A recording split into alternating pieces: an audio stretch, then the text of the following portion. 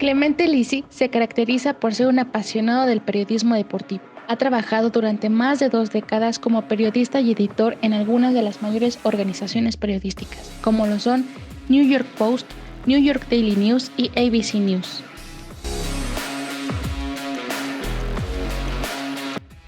Yeah, so hosting any major tournament is important. The United States has a little bit of a setback whenever they host a tournament because the United States is often everyone's second team, not their first team. So if they were to play Mexico, for example, depending on what city that would happen, it would be a disadvantage for the U.S. as if it was New York or Los Angeles or Dallas. But generally, the United States it's beneficial to be at home because the facilities, the hotels, there's no travel except for domestic. And that's good. On the flip side, what's really important is to get the American public excited about this team and about this tournament now. But with the World Cup coming in 2 years, the goal really is to get the American public interested in the national team and generate excitement for when the World Cup comes. I think the same for Mexico and Canada. But definitely for the U.S. public, this is for the U.S. a chance really to connect with a broader American audience, which oftentimes doesn't happen, but it does at the big tournaments. And so hopefully that could be part of it. Of course, the results on the field can help that process. The further the Americans go, the better it is.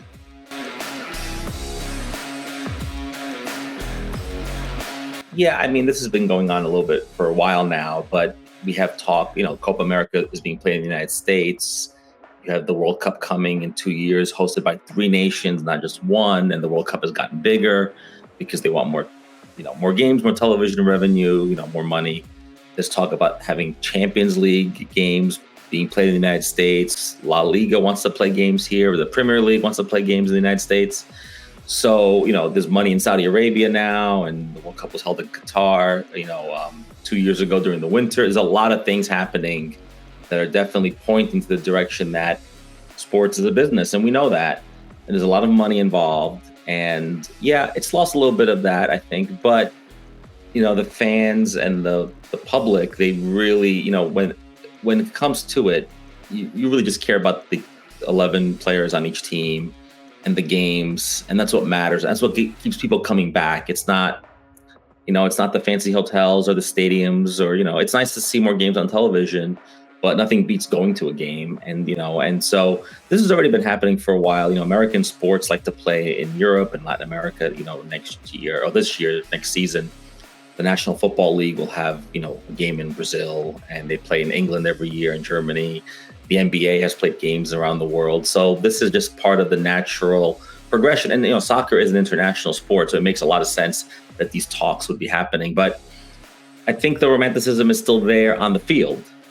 Outside the field, no, it's long been gone.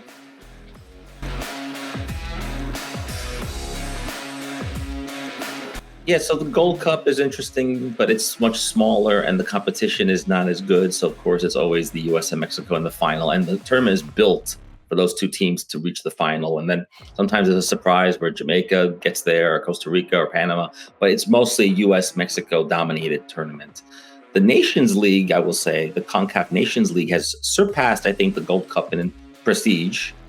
But the Copa America is, maybe after the World Cup and the Euros, which are also happening this summer, is probably the 3rd biggest national team tournament.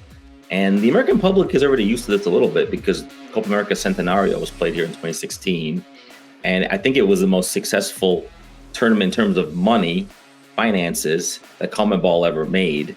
So coming back here was not a shock. And so the American public is already used to Copa America. And then they have to forget the Hispanic, the Latino population of the United States is so vast. Even Copa America is played somewhere else.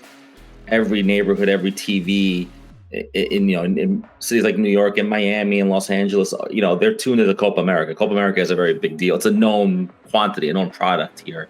The goal is to expand it past that, and I think it did that in 2016, and it will do that again. Like I said, this is very much a dress rehearsal for the World Cup in 2 years, and so yeah, it's a big deal. And having these major tournaments in the United States can only help the U.S. team get better because the U.S. gets the chance to play against some of the best teams in the world, and then you have the American public gets used to this, the big events which Americans love, like the Super Bowl and everything else.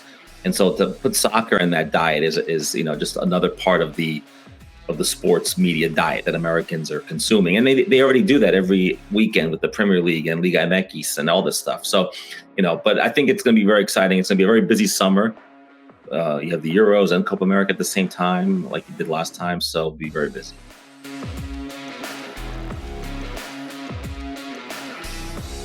Yeah, so when you talk about those three leagues, you mentioned that I include the National Hockey League in that too. You're talking about four major sports that are possibly the best leagues in the world for those sports. For baseball, it's the U.S. For football, it's the U.S. For basketball, it's the U.S. For hockey, it's Canada and the U.S.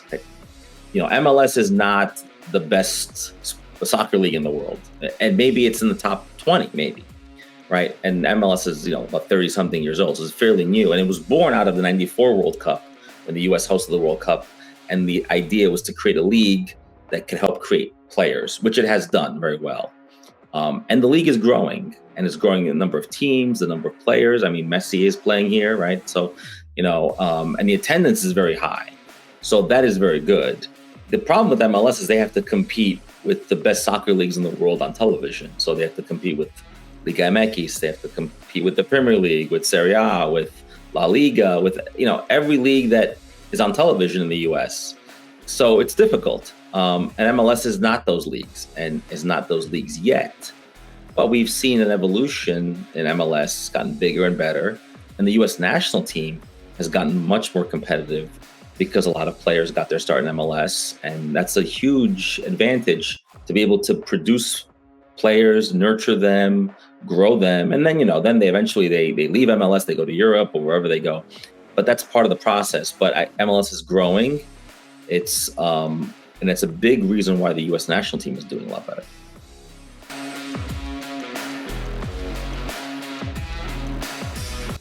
And the United States has the advantage of being a multicultural, multinational country where immigrants from hundreds of countries are here.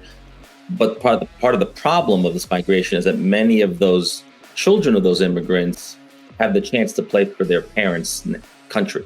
So it could be Italy, it could be Mexico, it could be whatever. So the U.S. has to compete for those people, and that's not easy. If you look at the U.S. national team, a lot of people on the team, a lot of the players on the team have roots in other countries. They're born somewhere else, they're dual citizens, or their parents were born somewhere else. But a lot of very good players have chosen to play for Mexico, for example, and not the U.S. So the U.S. has always to compete for those people. I think that would only make the U.S. national team better because you have a bigger pool to pick from. And so that is better. Now, I think the problem with the U.S. national team and U.S. soccer in general is that in the United States, the structure that we have is called pay to play. So a lot of young people play in leagues that people pay to play in. To Americans, soccer is like taking a piano lesson or going to, sending your child to school. They pay for it. In other countries, players are developed for free or by the federation or by the country, right? So as a result, a lot of players on the men's team and the women's team come from wealthy, middle-class families, suburban families outside the cities. And I always think that the U.S. national team could have a lot more Latino players, for example, and they just don't, because I don't think they're looking in those places and they're not developing those players. And that is an issue because a lot of those immigrants or a lot of the children of those immigrants are going to choose to play for Mexico. And we know that Mexican clubs have already recruited or are recruiting young Mexican Americans, let's say in Texas and other places, because they could hold a dual passport. And so, the only way the U.S. can compete with these with Mexico, for example, is they have to go after these players and find them. And that's number one. And then number two, you need to get the results on the field. So when the results are good, somebody might say, well, should I play for Mexico or should I play for the U.S.? Now, 30 years ago, the question was easy. You'd say, I play for Mexico. Mexico qualifies for the World Cup every time, and the U.S. doesn't. Things are changing now. Both countries qualify. The U.S. may be better than Mexico at the moment. So you have that advantage now. But I do think that larger the pool, the better it is. And the other issue affecting the U.S. is that their best athletes are not playing soccer. There is no, LeBron James plays basketball, so the best athletes are playing other sports. Now, more children are playing soccer in the U.S. That's good. but we need those children to stay with the sport. And the only way to really find a road to making a living is through MLS and then going to Europe, let's say. So, and that road is growing and happening now, that pipeline, but it needs to get bigger and stronger. I think the US then will benefit from that, but it's a very slow process. It can take years, if not decades. And so we shall see, but that is one avenue to create and generate more talent for sure.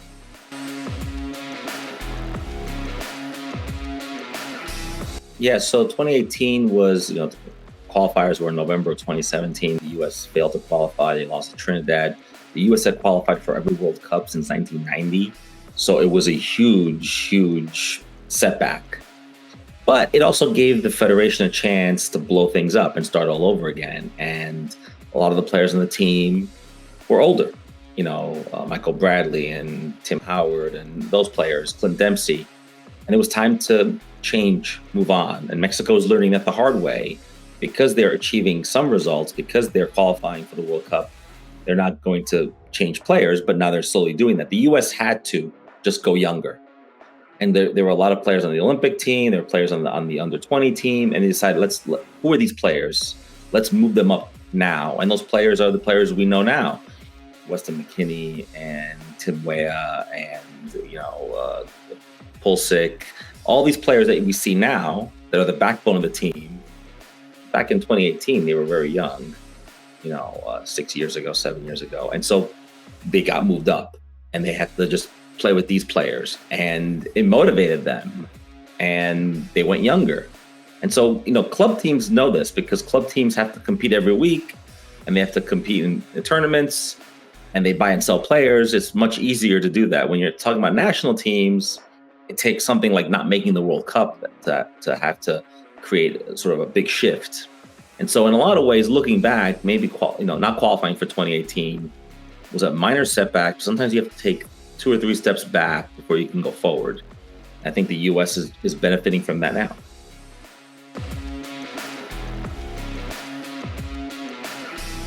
Yeah, no, I think playing in Europe and not just sitting on the bench, but Pulisic was sitting on the bench at Chelsea, but now he went to AC Milan. He plays every week and he had probably the best season any American has had in Serie A for sure, and one of the best in Europe ever. Same for McKennie and same for a bunch of other players. I think playing in Europe is everything, and it's the highest level. The best players in Brazil don't play in Brazil; they play in Europe. The best players in Argentina, they play in Europe. If you look at the Argentina national team roster that won the World Cup, I think all those players played in Europe except for one played in MLS, right? So you have to play in Europe. This is the big problem for Mexico. Too many of their players are not going to Europe anymore, or they're staying domestic. I think the domestic league in the Americas is good to develop, but then at 21, 22, 23, you have to just go to Europe. And that's where the money is, that's where the best players are. That's where you get tested. And I think the U.S. national team has gotten a lot better because you have so many Americans. I mean, most of the roster at this Copa America is based in Europe and not in MLS. Some of them started in MLS, and some of them have bypassed MLS, right? But, like Pulisic. But you have to be in Europe. You have to be in the major, the top 4 or 5 domestic leagues. But even if you're playing in the Netherlands or you're playing in Turkey or playing in Belgium, the competition is good because you might be in Champions League or the Europa League, and nothing can mimic that. There's no MLS game that could be at the same level. There's no Liga MX game that is at that level, right? And the same thing is affecting the Mexican national team. And so I think they need more and more players to be going to Europe, because I think that's been a success for the US as well.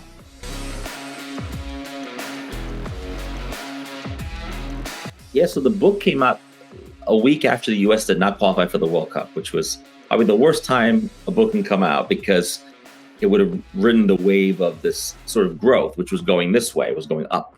And all of a sudden there was a bump, right? I think the update chapter would be that, in the collapse and the ashes of 2018, they built this team that is now probably one of the best, in the region, if not the best in the region, and a team that can compete at a high level. Like at the World Cup in 2022, we saw that the U.S. got out of the group, and was a competitive team. Other countries are worried about playing the U.S. now, which was not the case maybe 10 years ago, 15 years ago, and not the case 30 years ago for sure. And so that would be the update, that the U.S. is entering a new era with players that are, playing in Europe at top clubs, and they're not sitting on the bench. They're actually starting or getting a lot of minutes. You have a domestic league, MLS, that's growing, lots of fans, lots of players. Messi is playing here. All those things help the national team. And then you have the World Cup that's coming in 26. So that's how the update would be. And then, with everything in history or soccer history, it's always an evolution. So what I say today could also be very different a year from now. So we look for broad trends, broad strokes. But I think after the Copa America, we'll have a really clearer idea of where the U.S. and Mexico are going, and Canada, heading into 2026. And we'll get a better idea of the tone that's being set. And then, like I said, at any tournament, anything can happen.